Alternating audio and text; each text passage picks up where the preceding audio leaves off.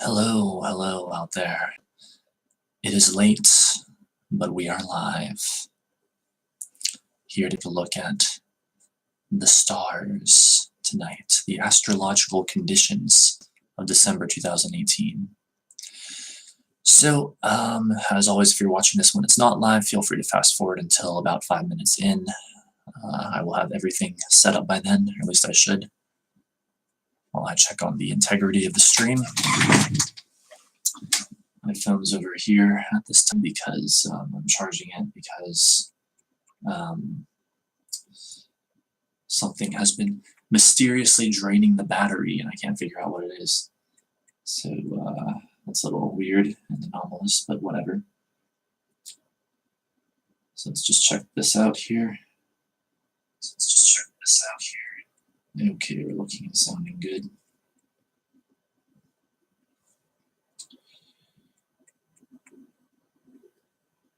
All right, so we're gonna just leave this on the charger. Okay.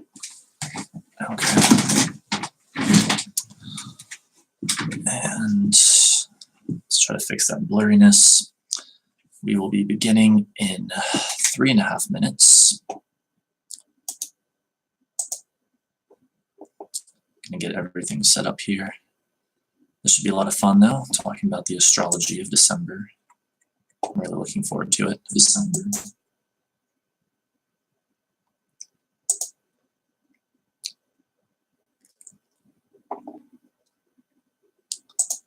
Okay, let's share this to Twitter.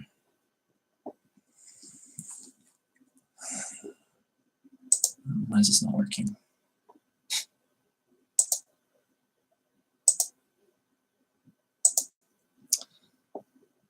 Yes, I'm just going to basically talk about where we are astrologically, first of all, and then I'm going to kind of go through day by day, or at least one significant aspect at a time. But, you know, more or less like that. I'm going to establish where we are, and then I'm going to go through like either day by day or one significant aspect at a time or some combination of that. Let's see here. Live. Let's say I am live.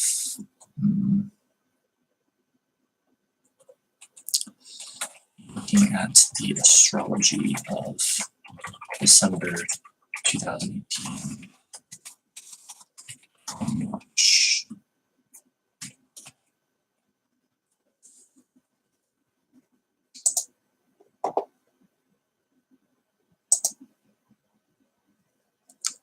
All right, let's see. We'll be beginning in less than 2 minutes. See how this looks on Twitter.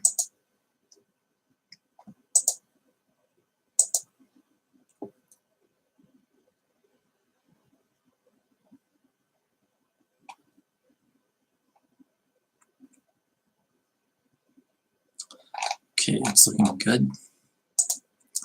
All right, and as long as we're still just getting set up here, I need a Kleenex. I'll be right back.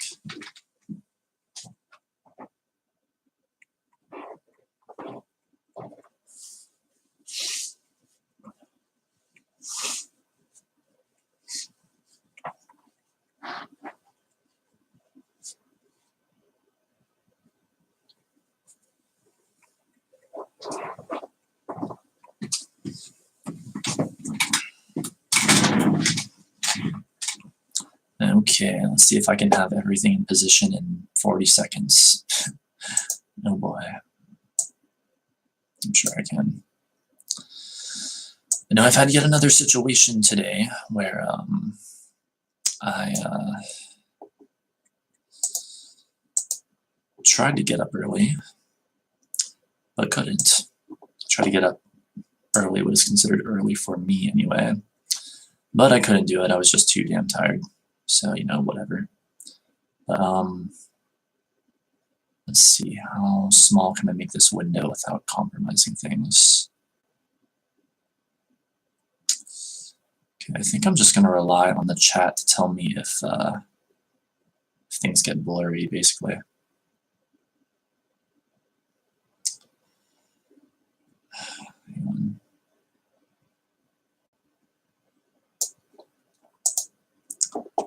Okay, I see we are 5 minutes in.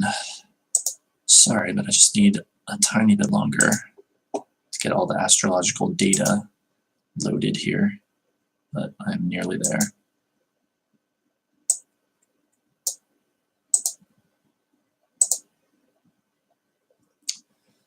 Let's see. I just need like 1 more minute. Okay, I need to type in the right dates. December 1st. Actually, maybe. Now we are gonna start with the astrology of where we are now at the end of November at the time of filming this, and then we're gonna get into this stuff in December, and I'm just gonna let the calculations here be based on December, since that's the main focus anyway. So let's see. Still can't quite make up my mind how I want this other window here. I don't know. We're just gonna have to figure it out. I think I'll do it like this. So this way, I can still see the chat while I'm going over the material, but I won't be able to see myself streaming, except for when I click back to the window as I just did. So yeah, we'll have to do things like that. If it gets blurry, I don't see it, I'm just gonna have to rely on you guys, or at least well, when anyone gets here to tell me if it is blurry so I can fix it, but hopefully that won't be an issue. So further ado, let me just, so we got all the significant data loaded here for December. A lot of interesting stuff happening, I'm sure. You can see already Mercury going direct, Chiron, apparently Chiron's going direct. Is it really? Well, Chiron was retrograde. Or I mean, that makes sense. Wow, that sounded dumb. Sorry, everyone. Yeah, it looks like Chiron does in fact go direct at 2:52 a.m. Eastern Time, December 9th, 2018. Let me make sure this is correct. Eastern Standard Time, yes, okay, good. Gotta make sure everything is just right before I start giving dates and times. And, you know, don't want to be spouting off dates and times and have them be incorrect, have them be wrong.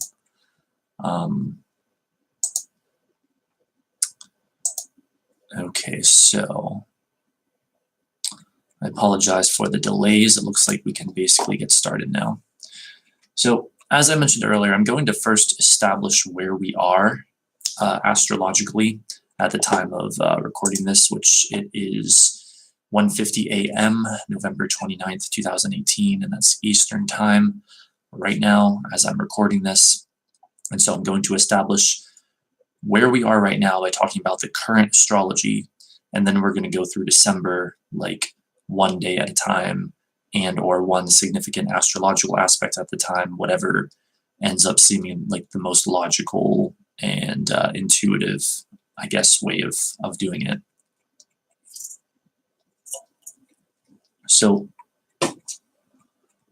where we are now, probably one of the most significant things that we had happen recently was this Sun, Jupiter, Mercury conjunction in Sagittarius, which perfected just a couple of days ago, but we're still kind of within that energy now, basically speaking. And what we had with that was this intense magnification of communication, Mercury, and mental activity, also Mercury, And then positive thinking, Jupiter, and knowledge, Jupiter, like seeking knowledge and stuff like that. And that perfected, well, it's a little bit hard to say when it perfected because it's not like all three objects lined up exactly at once, but on the 27th, they were probably pretty much at their closest. Although, let's see here. The Sun aligned with Jupiter perfectly, November 26th at 1:32 a.m. The Sun aligned with Mercury perfectly, November 27th at 4:14 a.m. And Mercury aligned with Jupiter perfectly, November 27th, 5:27 p.m. That is, of course, Eastern Standard Time. So, indeed, we had this conjunction was square to Mars, which was going to energize with all that aggressive energy. But let's see, I don't want to spend too much time on this. I'm just trying to give an overview of where we are here. So recently, of course, we had the transition from Scorpio season to Sagittarius season, the Sun moving into Sagittarius. And so the energy has become much more focused in that inspirational, imaginative, hopeful, idealistic, like we can do it kind of energy. It was also very significant recently, and it was, I believe, last month at some point, but I don't have the date in front of me. But when Jupiter at last finished its transit through Scorpio and moved into Sagittarius, its home sign of Sagittarius. And so while Jupiter was in Scorpio, we had this huge emphasis on revealing deep, dark things, like the sign and energy of Scorpio is all about. Revealing abuses of power, revealing past traumas, like in our own lives, revealing deep emotional realities that are often hidden and kept out of view, stuff that we don't focus upon, the shadow side of the human personality. And so that was the case for about a year, and that was quite the time, I think, for many people. We saw that reflected in like the macrocosm in the external world, with finding out stuff on the news or whatever about abuses of power and like sexual abuses and all of this, stuff that we just normally don't really look at, or we at the very least don't enjoy looking at, uncomfortable truths basically, with Jupiter and Scorpio. Because of course Jupiter is the magnifying lens. It's going to shine a light on anything it touches. It's going to make anything it touches bigger. And so when it was in Scorpio, it was emphasizing all of those deep, dark realities. Well, Jupiter at last finished its transit through Scorpio. And you know what? Actually, if I just jump around here, I can probably just figure out the exact date of that. Oh, of course, yes, it was November 8th. Yes, how could I forget? It was November 8th that Jupiter transitioned from Scorpio into Sagittarius. And as I mentioned, Sagittarius is, of course, Jupiter's home sign. And so with Jupiter in Sagittarius, now no longer in Scorpio, it's like we're able to leave that shadow aspect behind to a significant extent and move into the hope, the inspiration, the belief that we can do it, the belief in ourselves of Sagittarius. So that was November 8th when that became exact. But then also just recently, of course, we had the Sun move into Sagittarius on, let's see, do I have it here? November 22nd at 4:01 a.m. Eastern Time. And so that just added even more to that powerful energy. But you see, here's the thing that's so interesting about this. So, and I mean, I'm not intending to spend a lot of time on this, but then again, I might have to because it is kind of important to establish where we are. So Jupiter is the planet of expansion. Saturn is the planet of contraction. And their respective signs can be looked at that way as well. Like Sagittarius, ruled by Jupiter, is all about expansion and optimism. Capricorn, ruled by Saturn, is all about contraction, and I guess you could even say pessimism, or like, reality, or so-called reality. Well, you see, even though we now have Jupiter having moved into its home sign of Sagittarius, and so that's adding a lot more hope and putting emphasis on idealism and believing that we can do it and accomplish things and whatnot. There's also this issue of Saturn still being in its home sign of Capricorn, where it has been for about a year now, or nearly a year. And Saturn, of course, is emphasizing the reality of things. It's emphasizing you get what you deserve, and karma, and we have to face things and face the rules and adhere to order and structure and things like that. And so it's very interesting because Jupiter is going to be in its home sign of Sagittarius for actually a little over a year, throughout the rest of this year of 2018 and throughout most of 2019. And so during that time, we're going to have both of those energies active, basically speaking. We're going to have both the intense optimism and idealism of Jupiter and Sagittarius, and the pessimism, conservatism, and reality-oriented stuff of Saturn in Capricorn. So when I say that things are getting much more optimistic, it's like, well, they are, but just remember, Saturn is still only at 7 degrees of Capricorn currently as I'm recording this, and it's got a while to go. Saturn's going to be in Capricorn a lot longer than Jupiter's going to be in Sagittarius, I believe, until 2020. I wonder if I can just sort of find that here real quick, approximately how long. Let's see. Until at least March of 2020, Saturn's going to be in Capricorn, and then by let's see, by April 1st, it is at 0 of Aquarius. So yeah, through March of 2020, Saturn will be in Capricorn, and Jupiter will be there then too. But we'll save that talk for another time. So by the way, if I get blurry, please let me know in the chat if the camera gets blurry, because I have that part of my screen covered right now. So anyway, that's a huge part of what's going on right now, what the energy is like right now, that Jupiter in Sagittarius stuff, and also the Saturn in Capricorn stuff, I would say. Hey there, Panic. Welcome to the stream, mister. Good to have you here. Let's see, now what else significant is happening right now? Well, we do have Venus recently having gone direct, now at the tail end of Libra, and about to perfectly oppose again for the third and final time this time around Uranus, which has now retrograded back into Aries. So this will be the last time we see Uranus in Aries, these next few months, for literally almost 80 years or so. But hang on, let me check the status of things here. Okay. But so when we have Venus opposing Uranus, and again, this happened twice recently already because Venus went retrograde and it opposed Uranus once on its way back. It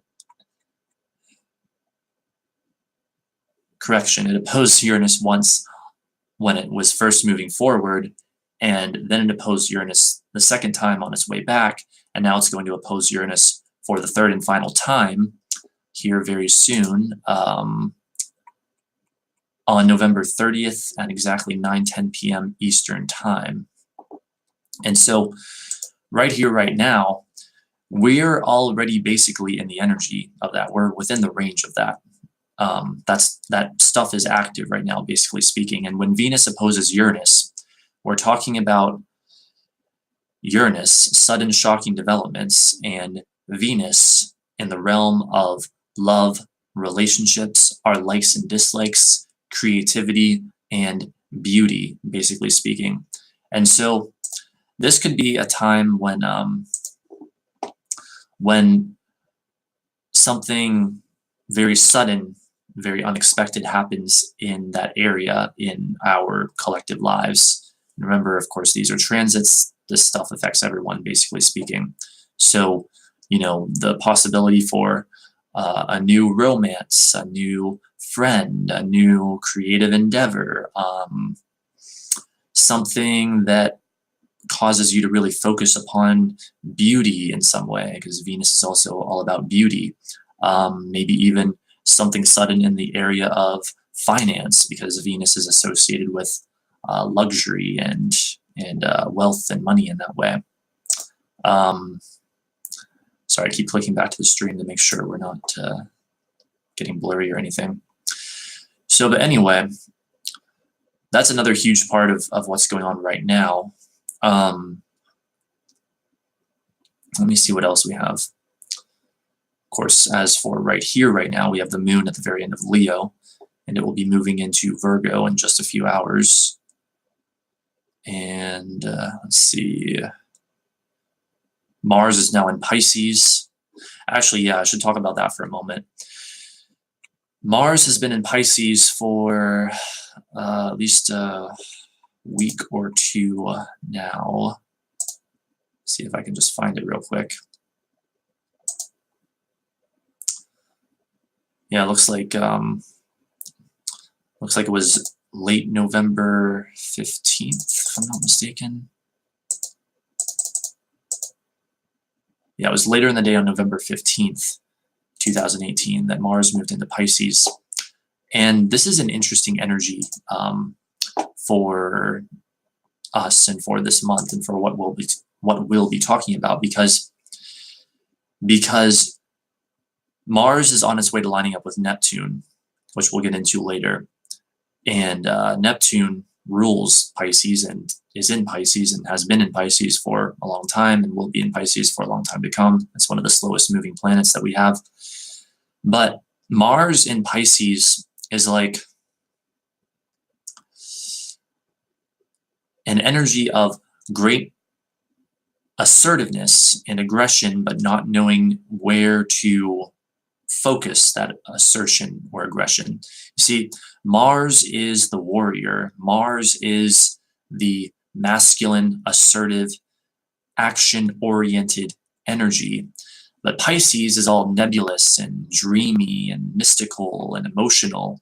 And so Mars in Pisces is a little bit confused, or at least is very prone to confusion.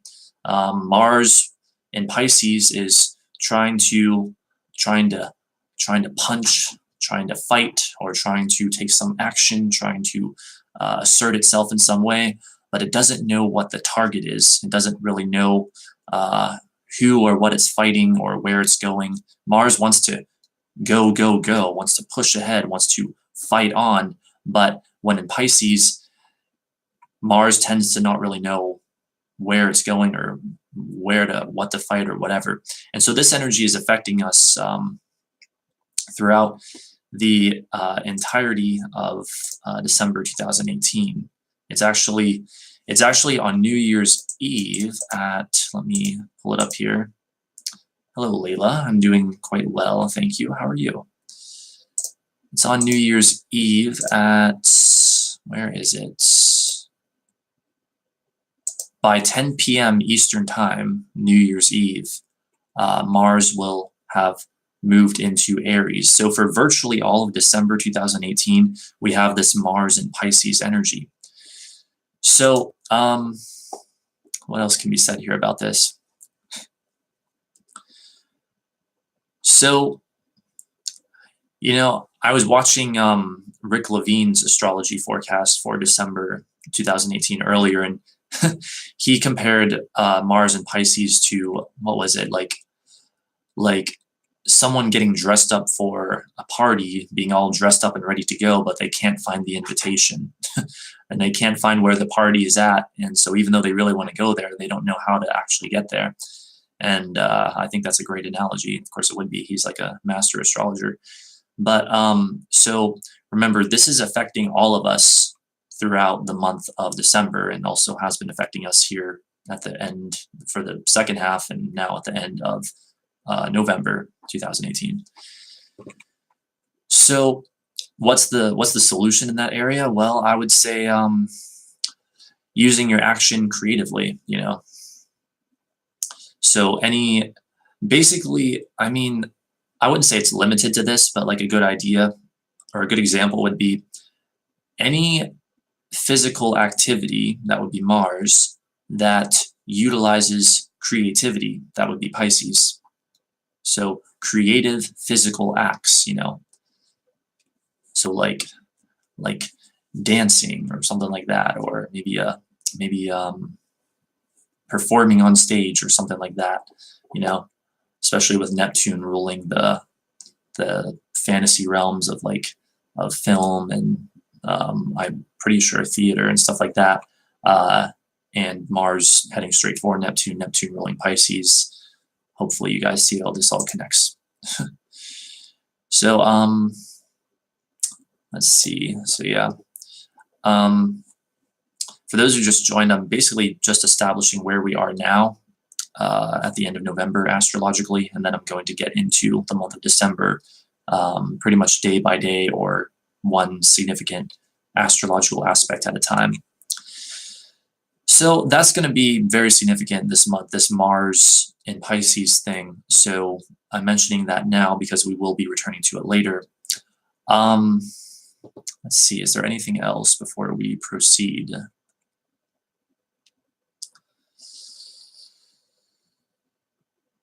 Well, I'd say just keep in mind that Uranus, indeed, as I mentioned, is back in Aries now, where it was for 7 years, I think from roughly 2011 until earlier this year when it moved into Taurus, but then it turned retrograde and moved back into Aries. I don't have the date in front of me, but it wasn't really that long ago. And so now, like between now and I believe early March of 2019, we're seeing a return to that Uranus and Aries energy that we had from, again, about 2011 until early 2018. Actually, I remember the exact day was, I believe, May 15th, 2018, that Uranus moved into Taurus before going retrograde and all that. So Uranus and Aries, maybe we can get more into this later, but you know, Uranus is the planet of sudden shocking developments and rebellion and stuff like that, the weird planet, the crazy planet. And Aries is all about being a go-getter and powerful, spontaneity and impulsive and even hot-headed and stuff like that. And so Uranus and Aries can be pretty like fiery and unpredictable. And I think maybe that's why in the past 7 years we saw so much like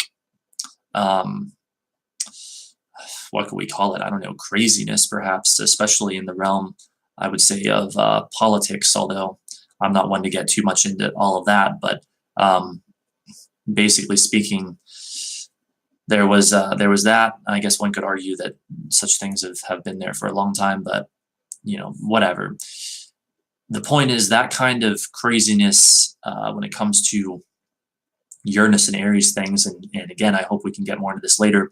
We're seeing a bit of a return to that, what we had in the past 7 years between now and early March of 2019.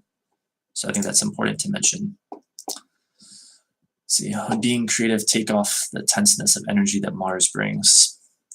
Most likely, yes, especially if it's creativity that involves some kind of significant action or physical energy, I would say.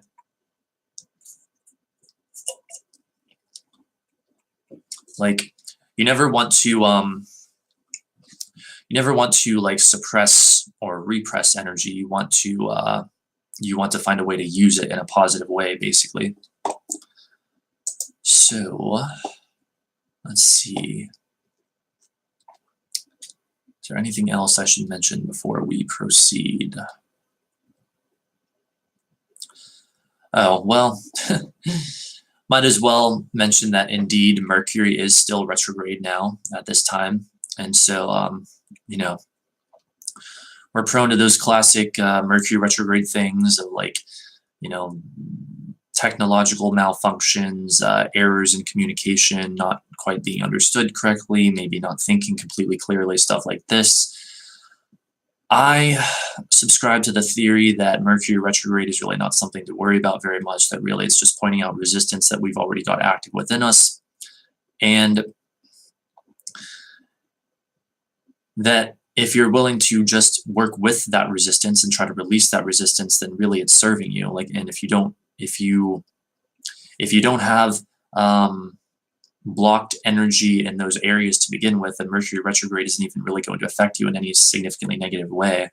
I don't think it's actually affected me in too negative of a way so far, although I have noticed, at least in my own personal life, a lot of mental activity and figuring out like the sort of technological and mental details of things recently, but I'm sure that would also be in part due to the Sun, Jupiter, Mercury conjunction that we just recently had that's going to amplify all of that mental stuff anyway. So indeed, I wouldn't worry too much about Mercury retrograde like a lot of people do, it seems. I would say just be extra careful during it, and remember that if it's pointing out resistance that you have within you, it's serving you by doing that. It should not be looked at as something so unwanted, when really it is not. So we'll be talking more about that later, I suspect, as Mercury will retrograde back into Scorpio here very soon. And then it goes direct sometime soon. Let's see, on December 6th at 4:23 p.m. Eastern Time. So we will be talking more about that if everything goes according to plan. So let's see. When is the alignment with the Sun? Did it already happen? Yes, Mercury, Jupiter, and the Sun lined up, not at the exact time, but it was, not all three at exact times, of course. That would be extremely odd if they did, but right around the 27th, let's see, Mercury and the Sun lined up perfectly November 27th, 4:14 a.m. Eastern Time, and Mercury lined up with Jupiter November 27th, 5:27 p.m. Eastern Time. So yeah, it was mostly the 27th. But anyway, I think that about establishes where we are currently astrologically, and now we can proceed to the day-to-day and week-to-week and entire month of December astrology. And again, as I always say, questions are welcome in the chat if you want to understand this material better. That's what I'm here to do. I'm here to help convey the information as best I can. So, let's see here.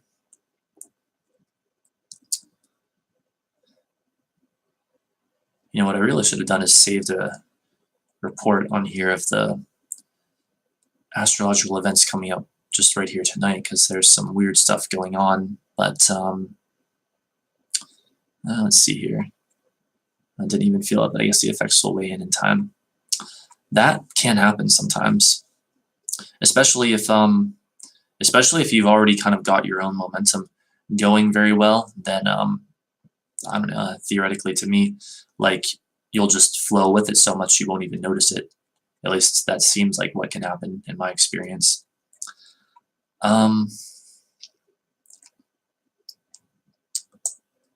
Let's see. So I could pull up more about tonight, but no, I said I'd go over December. Yeah, let's just get right into it. So later today, November 29th, let's see where we are. The moon will shift into Virgo, so the energy is going to go there, but we won't spend too much time on the moon since we're more focused on the month here. November 30th, moon is still in Virgo. Mercury is getting closer and closer to Scorpio. And now let's go right to December 1st. So two main things I'm seeing so far on December 1st. The first is that Mercury will return to Scorpio at exactly 6:11 a.m. Eastern Time, and Jupiter will biquintile Uranus at exactly 10:39 a.m. Eastern Time. So let's see, we're going to get into that. Let me just, where is the Venus-Uranus opposition? Okay, I'll just mention that briefly again. The Venus-Uranus opposition does indeed perfect, remember, as I said, at 9:10 p.m. on November 30th, so just before December begins, and that's going to see likely sudden shocking developments in the areas of love, romance, relationships of all kinds, creativity, and even like beauty, and also possibly financial matters.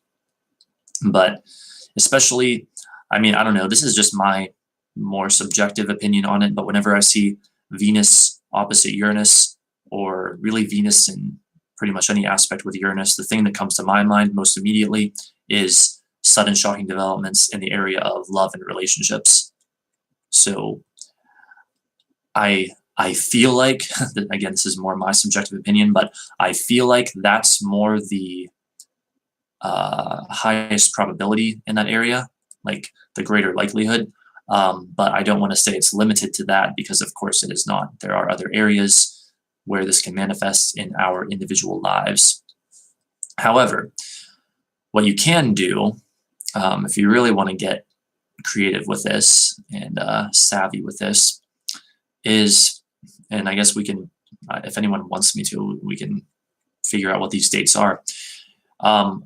We could find out, or you could find out on your own if you want, what the exact dates were that Venus opposed Uranus recently, which would have happened twice, when Venus was going direct the first time around, and then the second time when Venus went retrograde, was going backwards and opposed Uranus.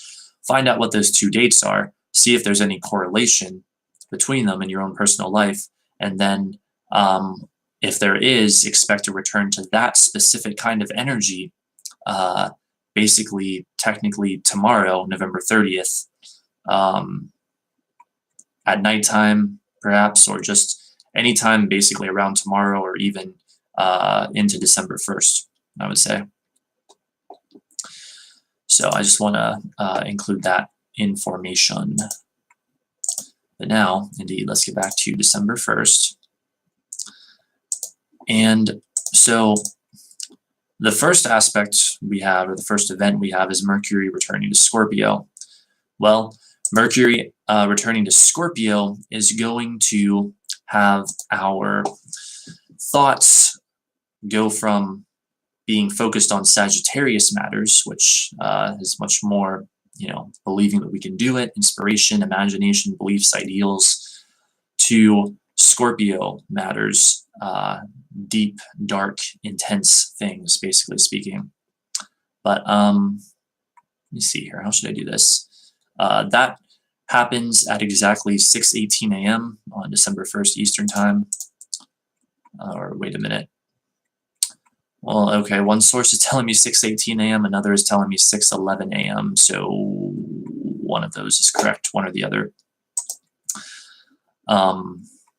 I can only tell you what information I have here, so there you go.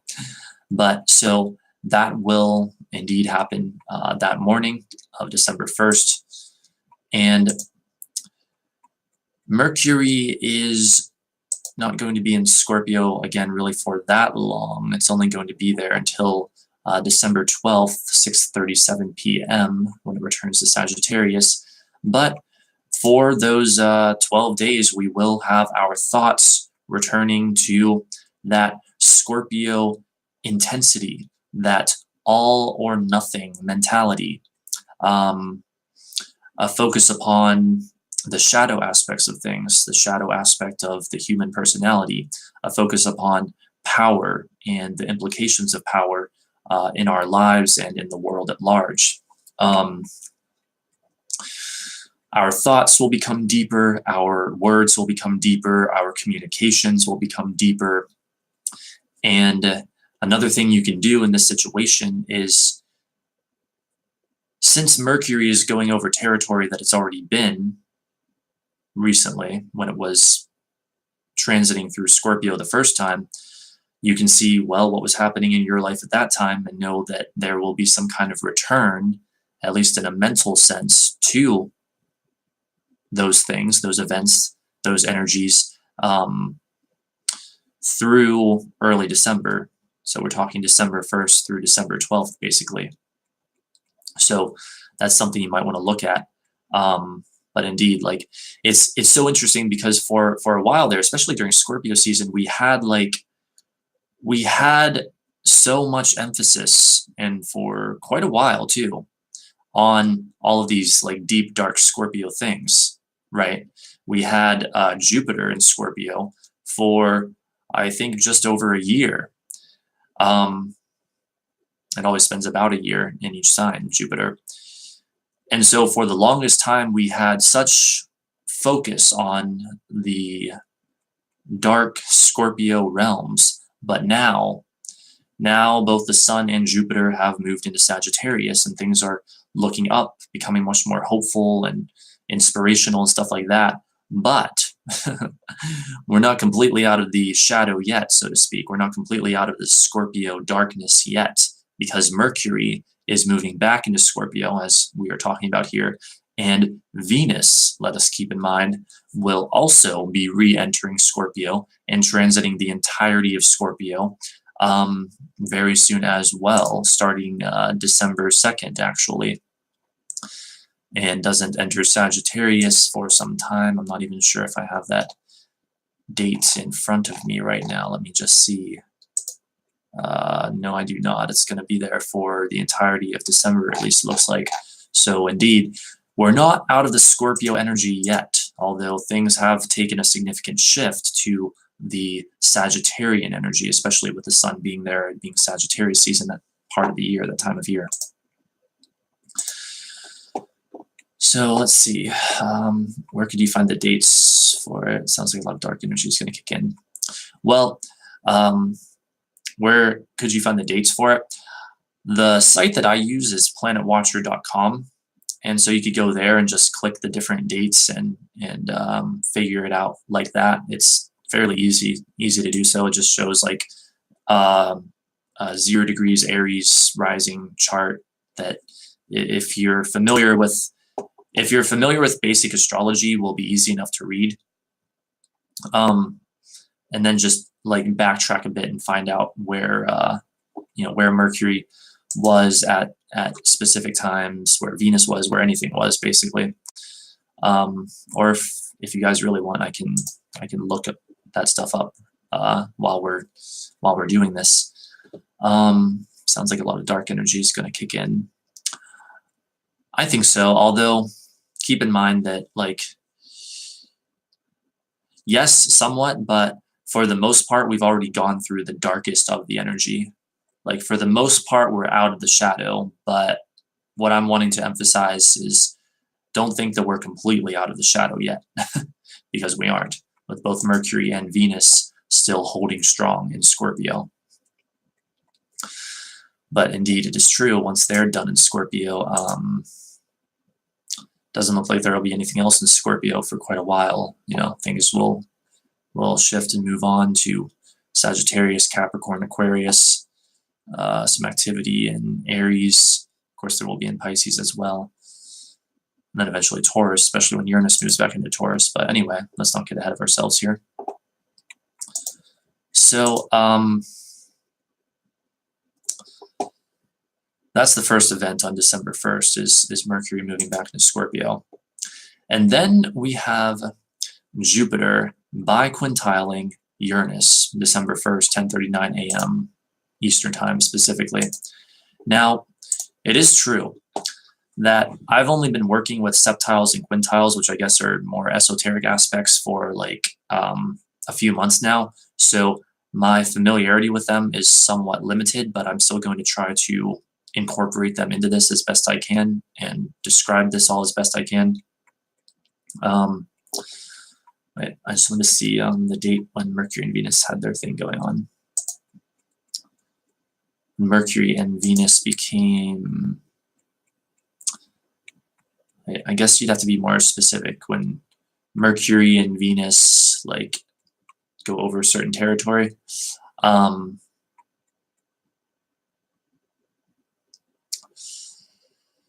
well, it kind of depends. Like if you had a significant event in your life when uh, Mercury was at a certain position that it's returning to, and or when Venus was at a certain position that it's returning to, then you can look to see when that happens again to figure out when that kind of stuff in your life might recur. Hope that makes sense. I don't know. Sometimes it's hard to put this stuff into words. Like astrology, don't really know the terminology. That's okay. That's okay. That's what I'm here for, to try to simplify it for people, but also for anyone who is experienced with astrology as well. It's likely to watch and hopefully gain some stuff from this. So yeah, we'll be taking a closer look at Mercury and Venus as we go here. So let's see. Jupiter biquintile Uranus on December 1st. Well, let me think here. Jupiter, the planet of bigger, better, more. Uranus, the planet of sudden, shocking developments, sudden insights, revelations, are connecting in a creative aspect known as a biquintile, something that's actually associated in a way with the planet Venus. So, as for what this could mean around that time, my best guess would be some new insight or revelation dealing with creativity and perhaps also a sort of positive thinking or knowledge or expansion that Jupiter talks about.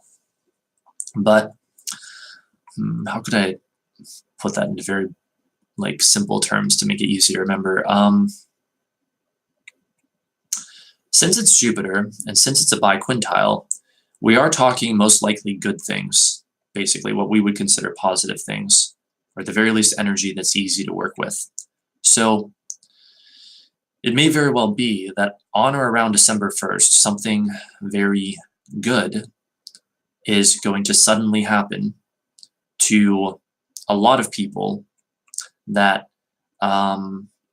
is maybe sudden and shocking and unexpected, but is good, is positive, is creative, is encouraging positive thinking, optimism, expansion. So we have that for December 1st.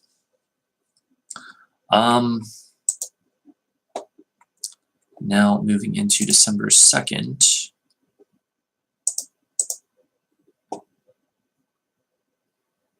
Let's see. I feel like if I go over every little aspect, we're going to be here all night. But, well, let's just see what seems like the most important. December 2nd, of course, is when we have Venus moving back into Scorpio, as we've been talking about. Let's see, Mercury quincunx Uranus, that can be some mental frustration, agitation that day we might want to be concerned about, but it's probably not too significant. The Sun will square Mars that day. So we're talking the collective ego in conflict with the collective masculine energy, that assertion, aggression, desire to take action. So let me think here. Suddenly becoming apparent to me just how much stuff we have to go over. I was wanting to go deeper into these things, but no, you know what we'll do? We'll go over the month, we'll go over these things relatively briefly first, and then we're going to go back over them in more detail, I think. Possible exceptions being anything that I consider to be very huge, very significant, and we'll look deeper into that as we go, so we can make sure that we cover that ground. But yeah, let's see here. Some Sun square Mars stuff We have this idea of an intense output of energy. I'm just reading some of what's here. Impulsiveness, the risk of accidents and injuries, things of this nature. So that's December 2nd. That could be a bit challenging, but let's see. And Venus, of course, goes back into Scorpio at 12:01 p.m. that day. And so as Venus returns to Scorpio, we have this idea of all or nothing energy when it comes to love and relationships, especially. Very, very passionate energy, very deep, very personal, very emotional. And there's some other dynamic I'm trying to think of here, if I can recall, that I'm wanting to say to emphasize this. Oh, what was it? Just sort of this idea of an immersion in the drama of relationships being a risk when Venus is in Scorpio. Like the risk of an unhealthy addiction to acting way too much on passion and being immersed way too much in passion. So let's keep that in mind. Actually, here's what we're going to do here real quick, since this is a fairly significant thing. Like Mercury in Scorpio, we're only going to deal with for the first 12 days of December. So while that's significant, it's not quite as significant as Venus in Scorpio, which we're going to be dealing with through the entire month and into January. So I'm actually going to look up additional information on that, and we're just going to read about it right here and now on stream. So, and I guess I'll use my tablet, because why not? Because see, here's the thing. I want to remind people, again, that I don't know everything there is to know about astrology. It's like, contrary to how it might seem, I don't know everything. I'm kidding. But no, it's true. I don't know everything. And I'm just as much a student of these subjects as anyone else. So we're going to look things up on this stream and make some discoveries together, basically.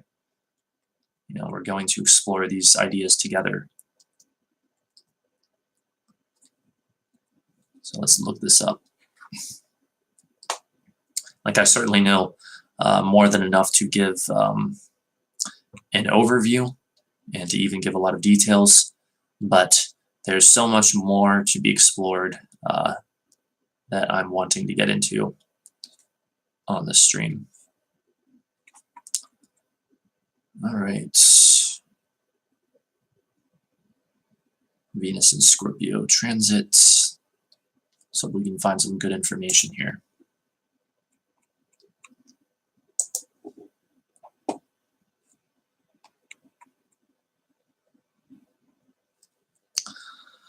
Right. According to this website, which is horoscopefriends.co.uk, this is a time to look more closely at all the dynamics at play. During this transit, it's now all about loyalty, obsession, power, control, and intensity. What does this mean for your zodiac sign? Blah, blah, blah. See, Venus is the planet in astrology that rules beauty, love, and money. Indeed, all things desirable. The zodiac sign of Scorpio cannot stand anything false or superficial. Venus transit through Scorpio is a time to get up close and personal, deepen your relationships, and purge them of false pretenses. Mystery is the biggest turn-on with Venus and Scorpio, and a sultry, sexy look works best. You cannot go wrong wearing black. Guess that's good news for me. If your personal life is riddled with secrets, it's time to get your detective's cap on and discover the truth. Venus in Scorpio also urges you to take an honest look at your finances, eliminate waste wherever you see it, and address power imbalances in your sharing of money, energy, and resources. Good things to do while Venus is in Scorpio. Look at your shadow side, the parts of you that you would rather keep hidden, end a dishonest relationship, i.e. if you are involved with someone who is married or you are no longer in love with a person, etc. Be prepared to break completely from a relationship that is no longer working. Allow yourself to experience surrender with a trusted lover. catch up with friends who really went through something deep with you, go on a detox and purge yourself of old energies, cleanse, fast, purify your body, go through your wardrobe and ruthlessly get rid of things you no longer wear, study sexuality, eroticism, and the art of love, make yourself look and feel sexy, treat yourself to good food and sumptuous surroundings. And I think all of this does indeed make sense. And according to this, Venus will be in Scorpio until the 7th of January, 2019. So that's useful information. So I think that's a good overview of that. So we'll leave that at that for now.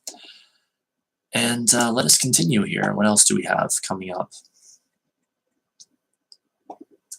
And by the way, if anyone wants, like I mentioned, I'm using planetwatcher.com. You can even go to planetwatcher.com while watching this and follow along with me from each day, so you can actually see the chart that I'm seeing, basically, if you would like. So let me just see what the next most significant aspects are that we have. Let's see, some septiles on the 3rd.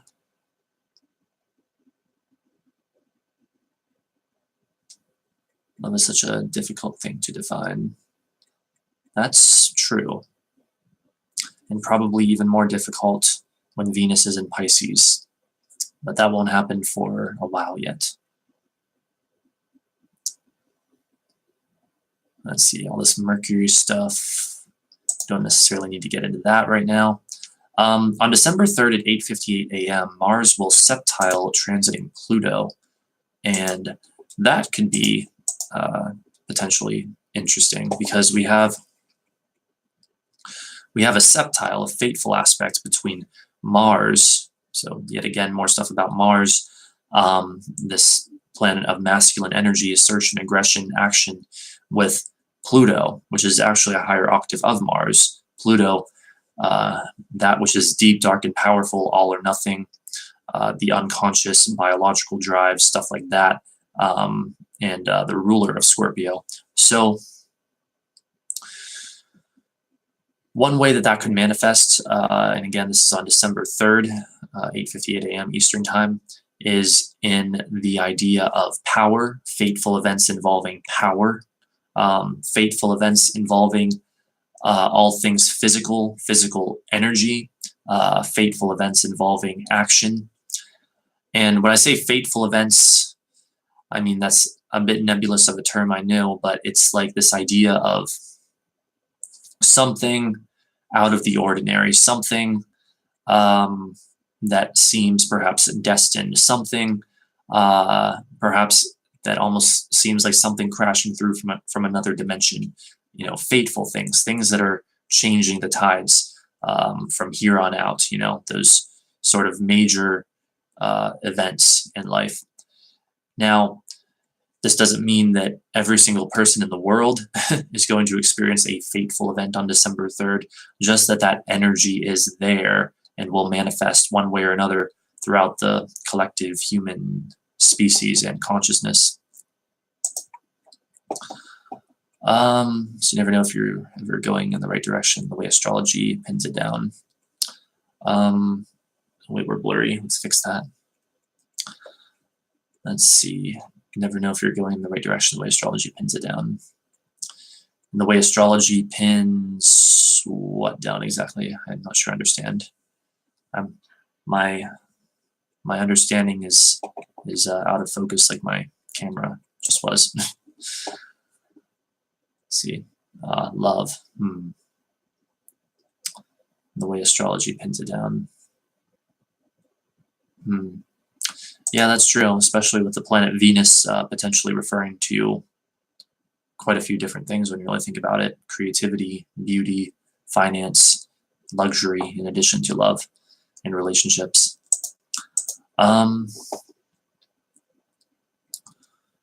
So anyway, that's December 3rd. And that day, the moon will be in Libra, but then it will move into Scorpio. Let's see if I can get the approximate time. It'll move into Scorpio shortly before 3 p.m. Eastern Time, and it will line up with the planet Venus just after 4 p.m. that day. So, special emphasis, I suppose, on love and relationships and all of those Venusian things that day with the moon lining up with Venus and Scorpio. So interesting day indeed. Something fateful with the Mars-Pluto septile, and then something involving love, relationships, or creativity, beauty, whatever, with the moon lining up with Venus. And keep in mind, at this time, this Moon-Venus conjunction is still opposite Uranus. We're talking 0 degrees, like 0.39 of Scorpio, with Uranus at 29.5 of Aries, so still very much within range of that opposition, like, in fact, almost perfect. Well, sort of almost perfect. So that would also make that time more predisposed to like sudden shocking developments in that area. So moving on.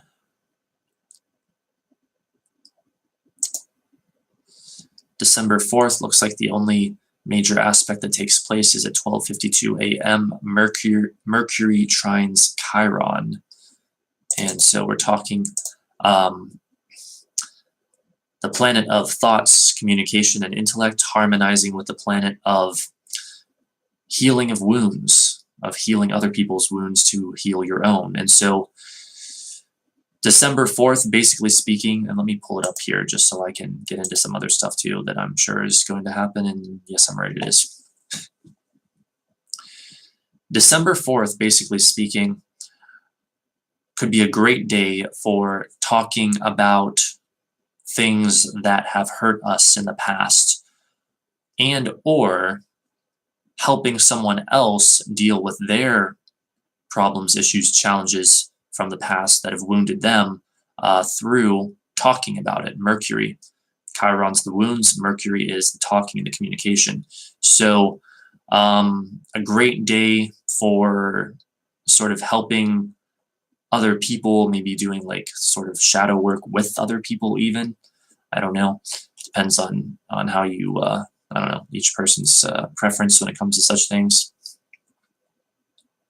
And maybe even a good day for doing shadow work on your own, because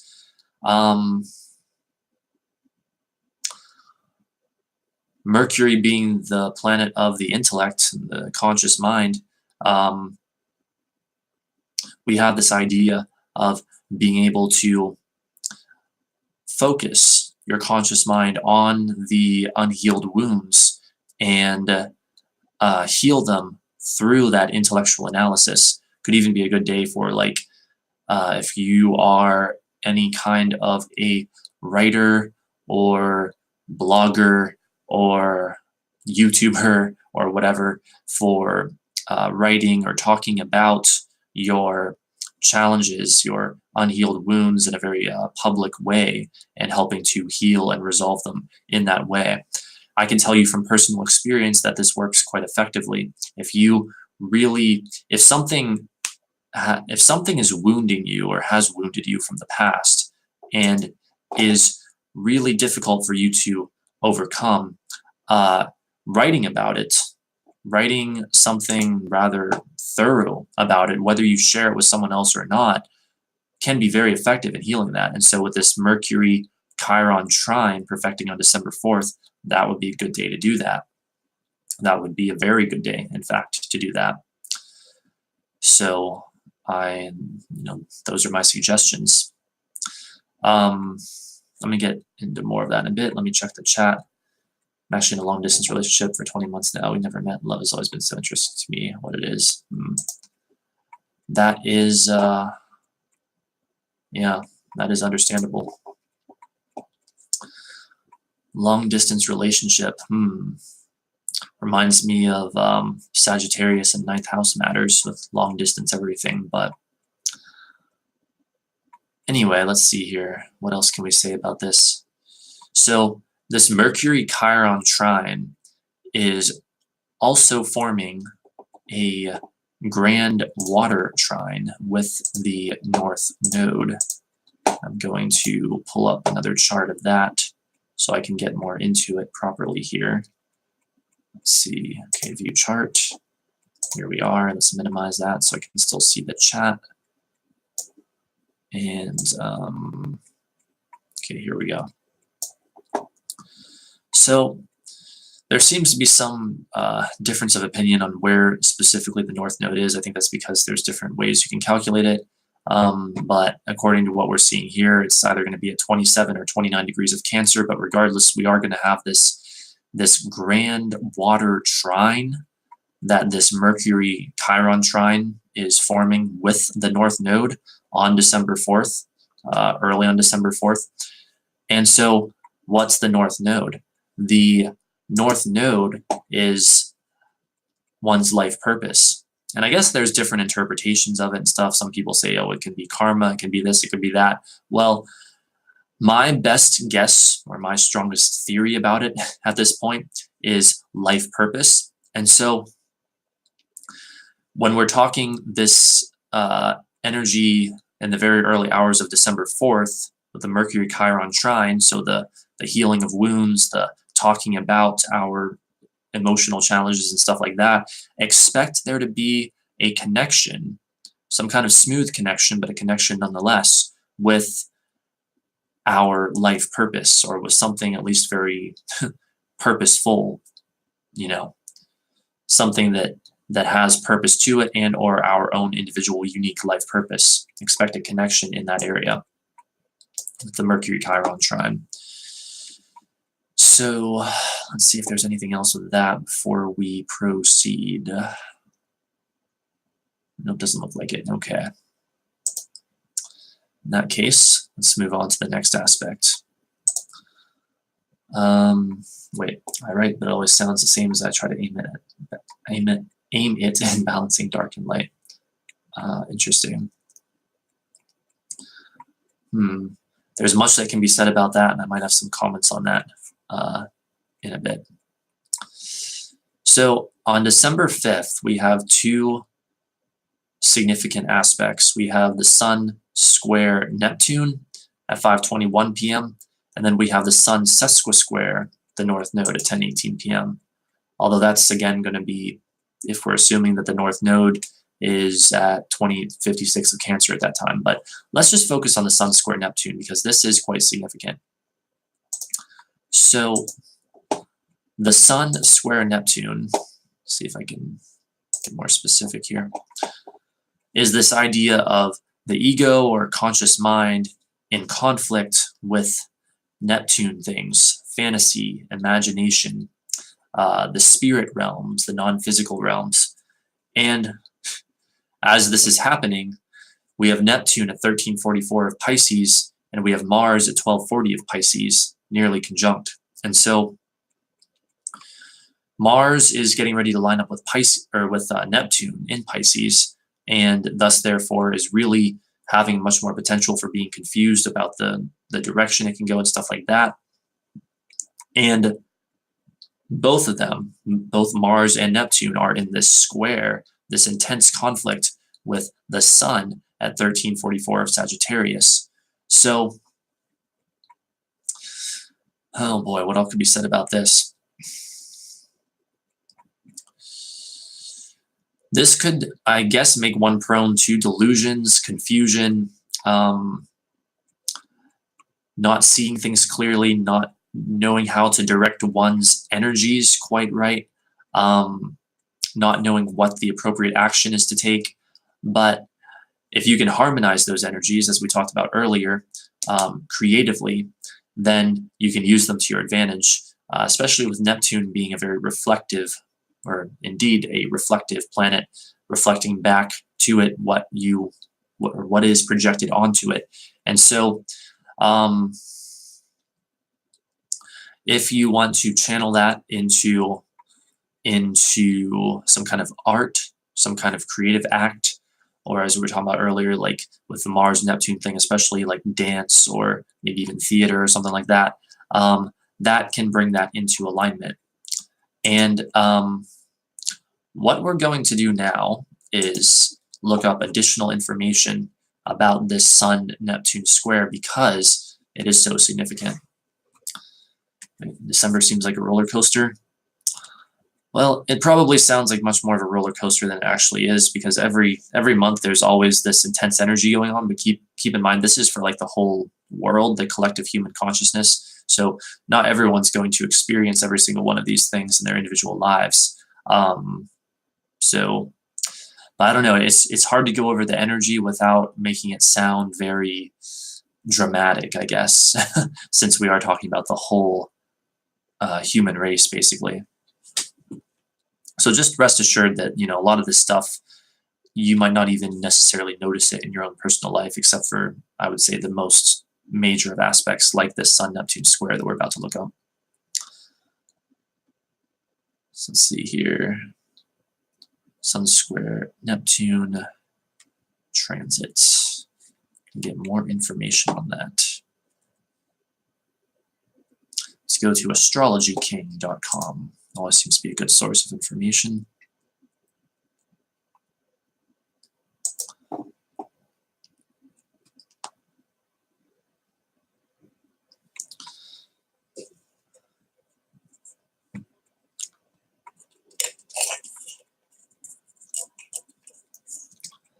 My straw is always trying to get away from me. Okay, so Sun square Neptune transit. Again, this is from astrologyking.com.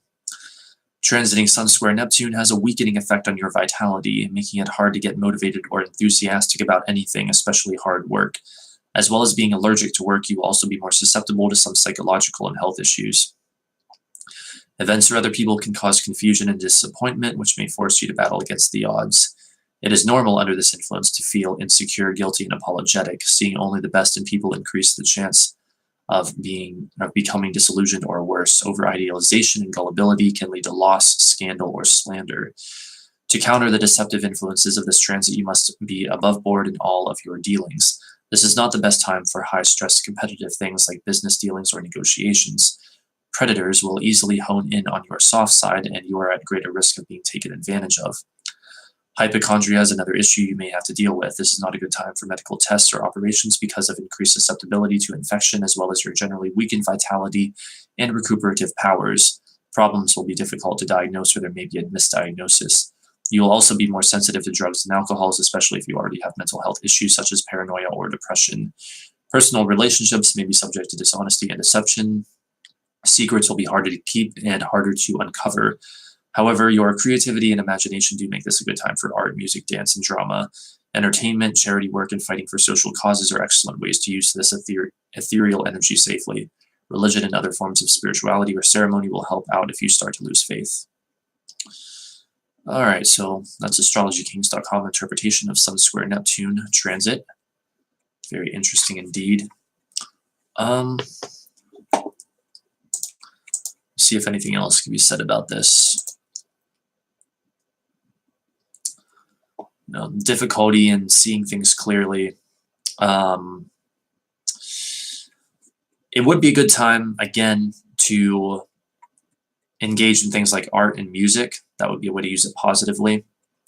There may be the temptation at this time for wanting to escape from reality, which can be a very dangerous thing to do too much of.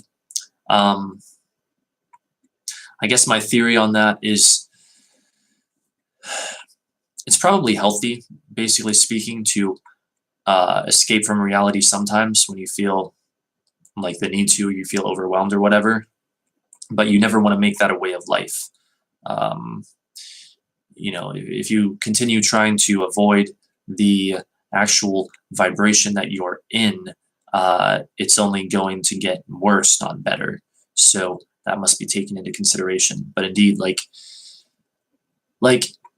December 5th with Sun square Neptune, it would be a good day for watching a movie, or even playing a video game, or perhaps like getting caught up in a good book or story or something like that. Anything in the like fantasy realms, I would say.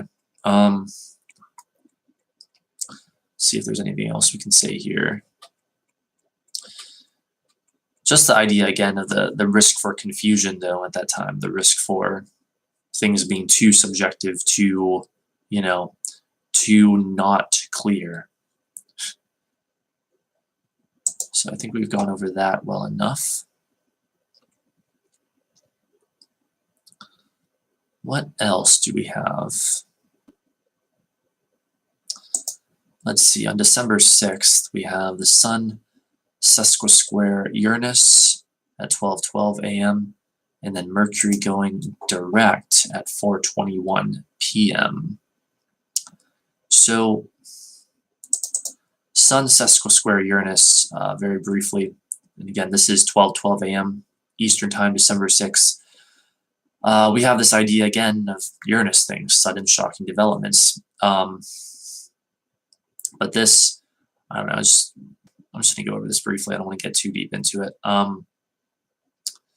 What could we say?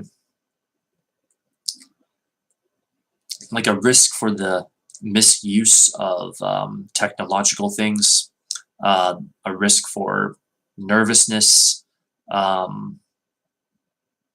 being on edge, I suppose, stuff like that. Uranus is electricity as well, and the Sun is like the ego or conscious mind, and so being in a harsh aspect like that, that sort of electrical, like nerve endings, nervousness, stuff like that, stuff that makes the ego uncomfortable, could be a minor thing, or maybe even a major thing, I don't know, in the early hours of December 6th, late December 5th. But then at 4:21 p.m., December 6th, we have Mercury going direct. So let's take a look at that if we can. And according to planetwatcher.com, it's at 4:23 p.m. So looks like we're blurry. Let's fix that. That was a Sun-Neptune thing indeed. Actually, we're still caught in the Neptunian realms. No, it's not going away no matter what I do. Okay, there we go.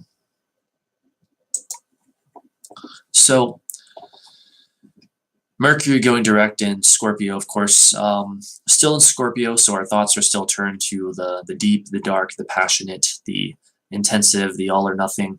But going direct, we will begin to gain some clarity, perhaps, and maybe begin to feel like we're making some mental progress.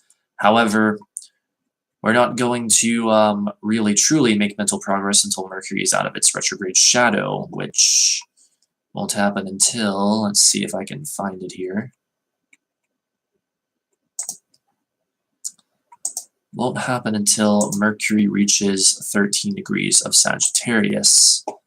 I found that part. Now what point does it reach that? Let's see. That will be on December 24th, 2018. So Christmas Eve, actually. On Christmas Eve, Mercury will get out of its retrograde shadow.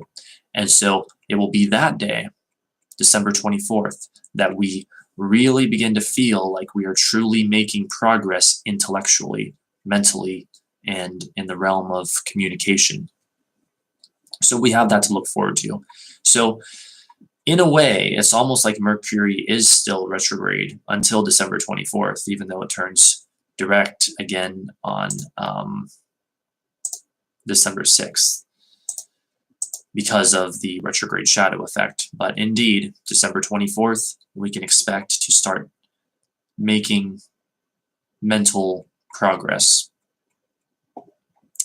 That would even include things like these streams that I do, interestingly enough. So I look forward to that personally, seeing what all that might entail. Because indeed, we are in this Mercury retrograde phase now, and I think I'm feeling it somewhat as I'm even delivering some of this material, like it's, I don't know, it's almost like I can feel the energetic blockage to some extent, and like it's difficult to make mental progress because this isn't a time for progress. This is a time for review, which I should have mentioned this earlier, but I guess I'll mention it now.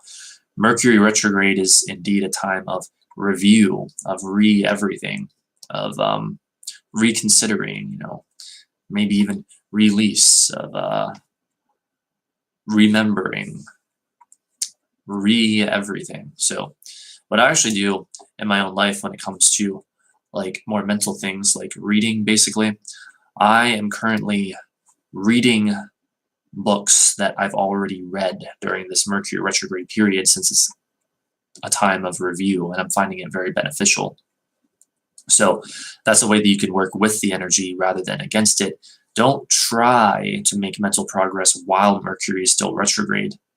At least wait until it goes direct on the 6th to start thinking about making mental progress. And then really, if you can, wait until December 24th to focus on making mental progress and focus on new mental things.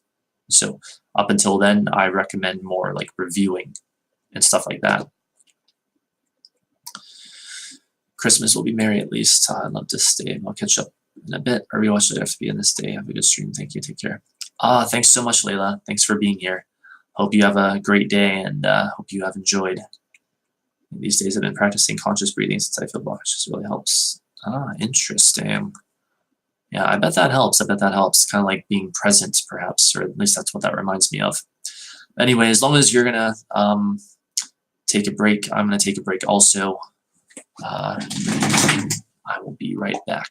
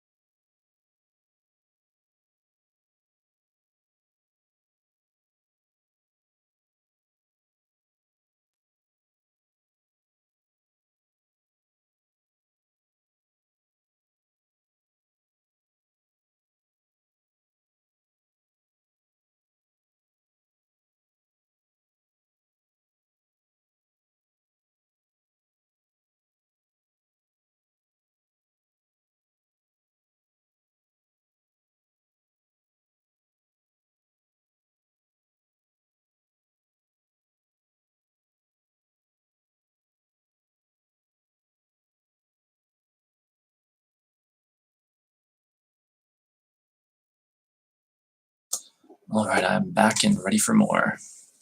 So thank you. Have a good night. Good night as well. I don't know if you're still here. All right.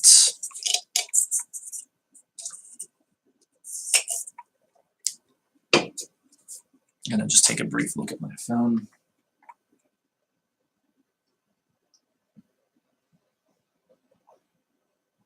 I don't know if that's invisible on camera. Ooh, it is. You guys get to see my secret, all my secret information, my secret notifications and stuff. I'm just kidding. There's nothing currently on my screen that I would care if anyone saw. Wait, where's my battery at? Okay. 99%. I guess I can unplug my phone now.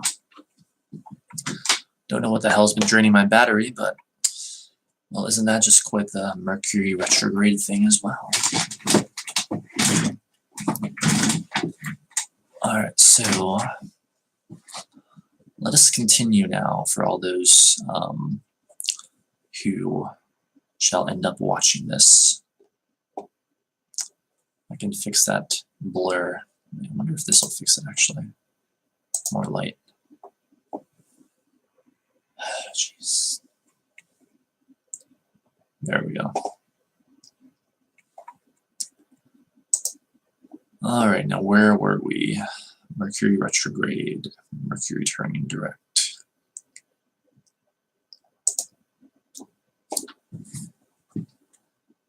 All right, so that's December 6th.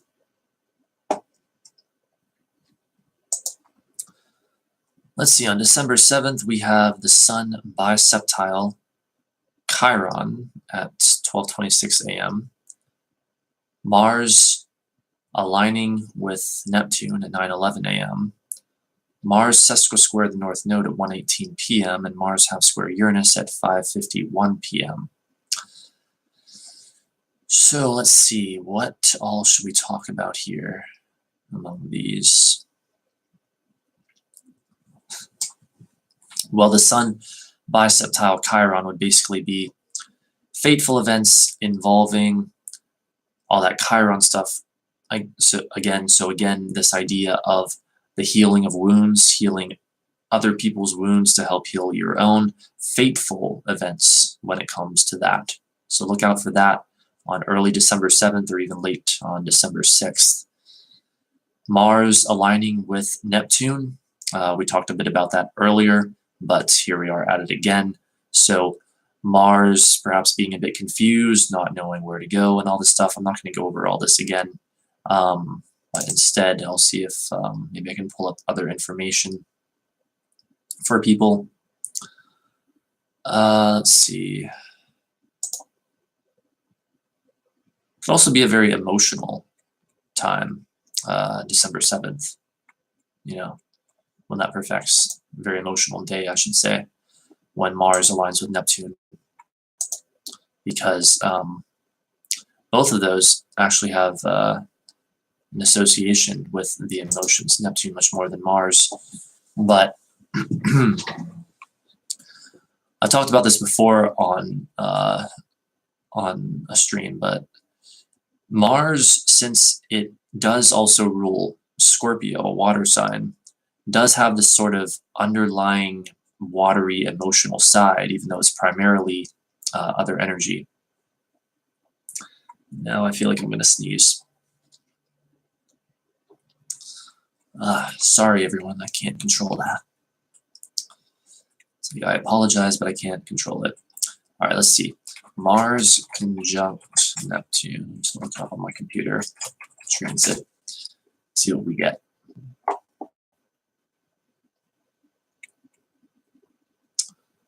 All right, this is Astrology King. Again, astrologyking.com.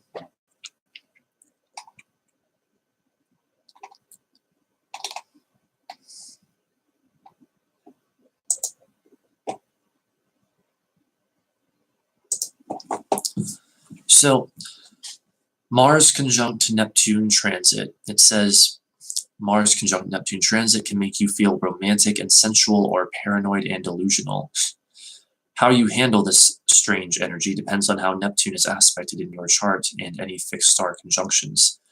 Also look to other current transits for clues, but also consider your own level of spiritual development. If you are very sensitive and scare easily, then you need to take precautions. If you are self-confident or consider yourself self-aware and evolved, then you should enjoy this spiritual trip. Positives to look forward to include more energy and enthusiasm to chase your dreams and spiritual goals. Love relationship will, I'm supposed to say love relationships will benefit from your magic touch. while dating will benefit from your sexual magnetism and charismatic appeal. You can confidently pour your energy into things you care about, like charities or human rights work. You can heal the sick with your positive energy.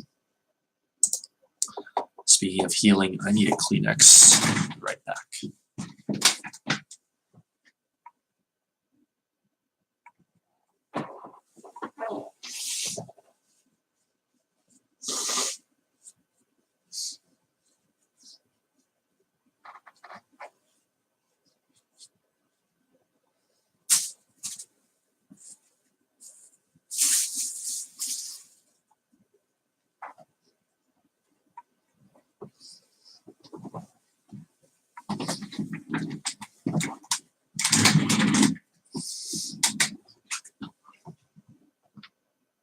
I have returned. Does that blur want to leave us alone?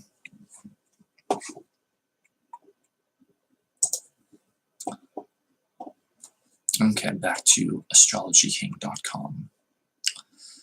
Negatives to watch out for include a tendency to over-idealize partners and leave yourself open to deception and scandal. Keep yourself grounded in the real world as much as possible. Your desire to help others can be easily taken advantage of. People will see your generosity as a weakness, and you may subconsciously attract spiritual vampires. Being extra sensitive, you should avoid negative environments where violence, crime, and drugs are prevalent. Your body is more susceptible to poisons, drugs, alcohol, medication, and infection. Use protection if sexually active. So again, this energy applies to everyone. We're talking about the overall transits, the stuff that I just read. It sounds like it was written for if Mars is aligning with Neptune in your own individual chart. But basically speaking, and to the best of my astrological knowledge, the same stuff more or less applies to the whole world. Just don't take it all so individually. Just keep in mind, because we are talking about the collective human consciousness here, and we're talking about the overall energy, obviously.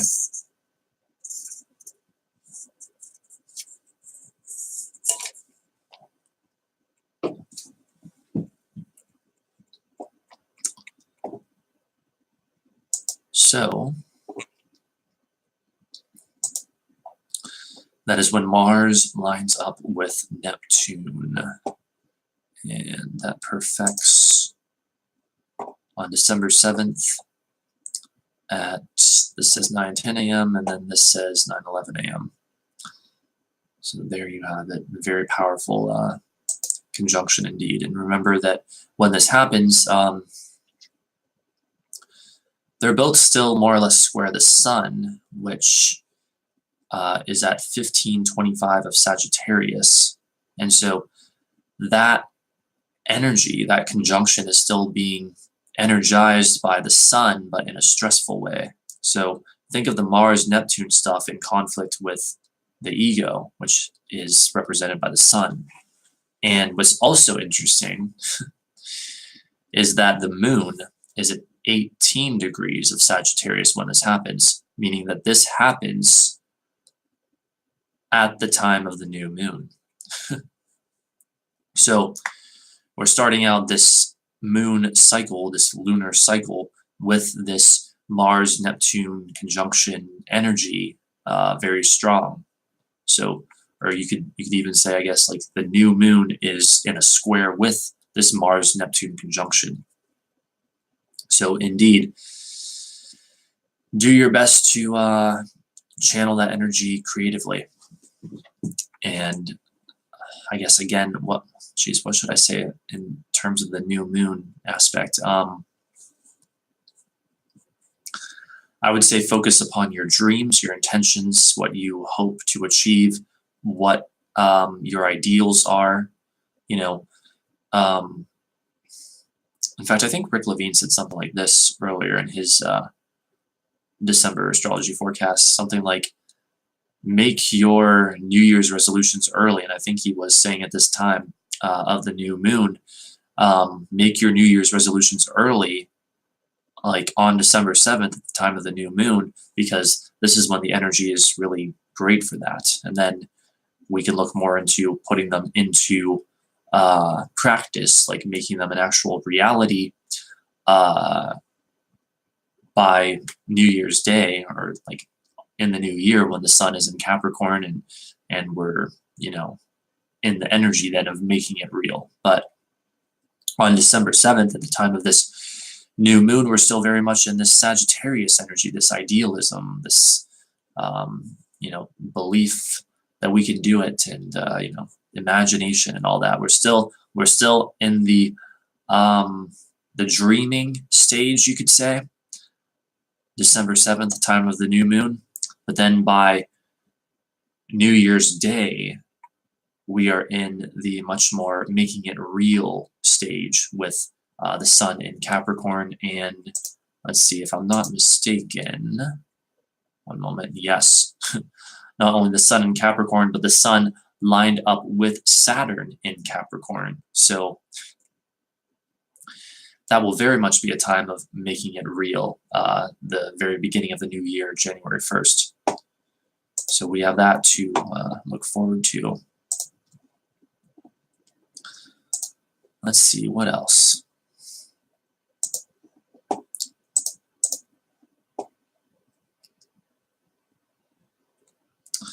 I need another tissue.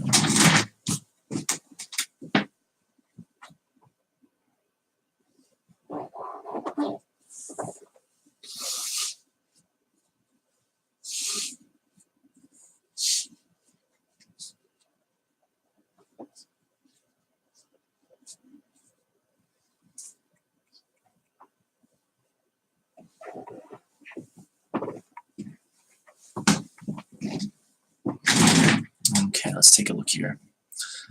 I hope it doesn't bother people watching this back that I have to take these various breaks, like if I need a tissue or something, but well, what can I say? I can't control it. There's nothing I can do about that. But so getting back to December 7th, we also that day have this Mars-Uranus half square at 5:51 p.m. And Mars in conflict with Uranus can be pretty volatile, pretty intense. And because Mars, of course, is the planet of aggression, and Uranus is the planet of sudden, shocking things happening. And so what can that make us prone to, or whatever, with a half square being a particularly challenging aspect as well? It can make us prone to sudden bursts of anger, you know, sudden things that set us off, things that trigger us all of a sudden. You know, maybe even some nervous tension in that area as well. And feeling like we want to act suddenly, but we have difficulty in acting suddenly, or we have to act suddenly, and that is why it is difficult. So that kind of stuff, basically. Let me see if there's anything else that can be said about it. I guess the idea of fighting for freedom.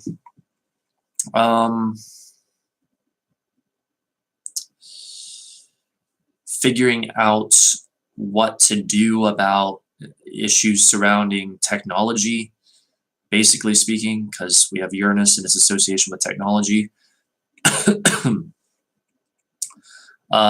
There is, of course, indeed the risk for stress.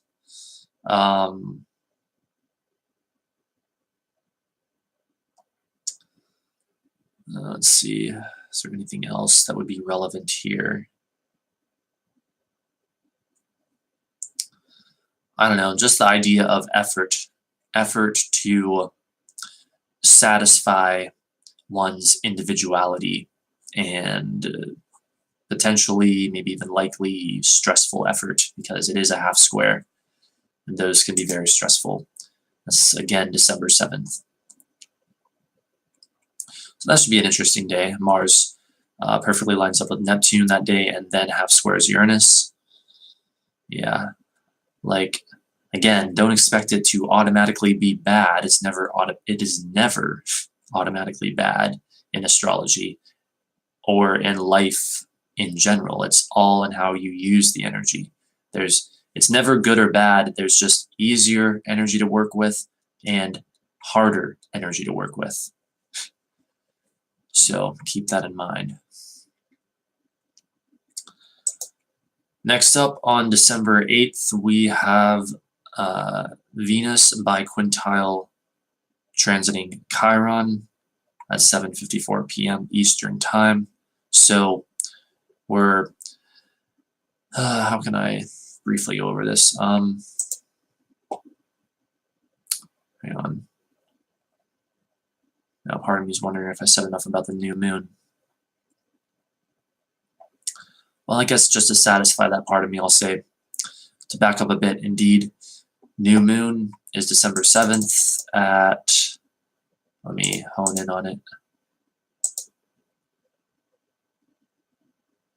at about 2:15 a.m. or so Eastern Time, and it's in Sagittarius, so it's a new moon of great inspiration, imagination, beliefs, ideals, all of those Sagittarian things. So it's an optimistic new moon. It's a hopeful new moon, but it is square to that Mars-Neptune conjunction. So don't expect it to be all calm and peaceful necessarily when Mars is sort of writhing in confusion in its Neptune conjunction in Pisces. So what else do we have? Yes, let me try to explain briefly this, at least what I think this Venus biquintile Chiron is on December 8th.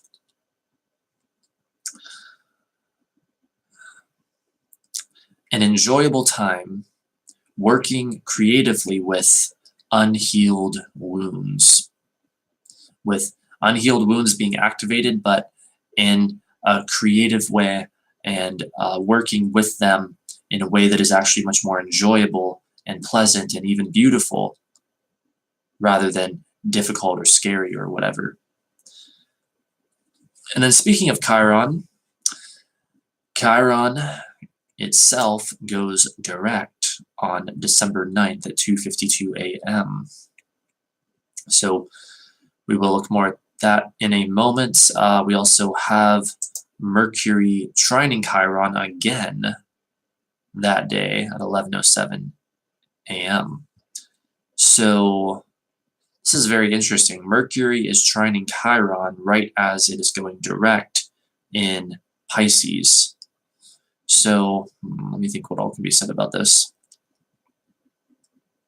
Well, first of all, keep in mind all the stuff I said earlier about Mercury trine Chiron being a good time for the healing of wounds through talking about them, communicating them, writing about them, whatever, stuff like that, all that mental stuff, communication stuff. But then with Chiron going direct in Pisces, well, let's see, this could possibly mean a number of things. Then, of course, it's going to go back into Aries eventually. Where should we go with this? Should we look this one up?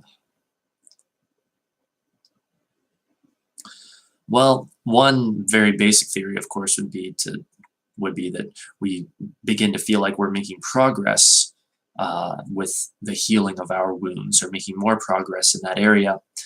But, I mean, first of all, there's other factors involved, because we've had all that Scorpio activity recently, all those objects, planets, and other objects in Scorpio. But there's also, of course, the factor, as always, of the retrograde shadow. And so we'll really feel the effects of this probably roughly several months down the road. I don't have the information in front of me, but roughly several months down the road, when Chiron gets out of its retrograde shadow and is still going direct, and we should really feel progress in that area. But I'm going to see if I can look up some additional information on Chiron going direct and just what this means, so we can have it here on the stream.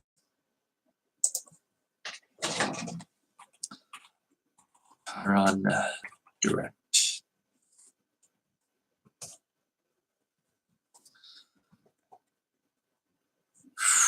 Let's see.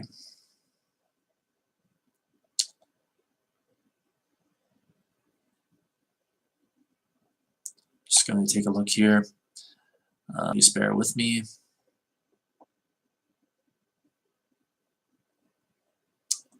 Chiron, direct expression of your soul intent, radiant astrology.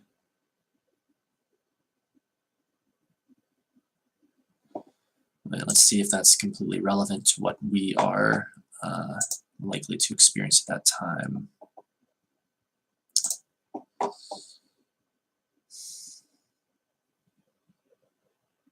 No, it says talking about other things. Ah, damn it.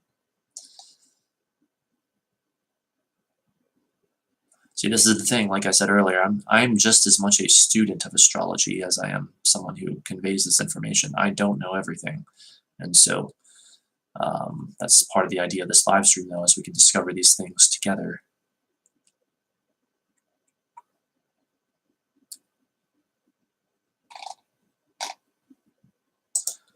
I don't know, let's try Pandora Astrology, see what they have.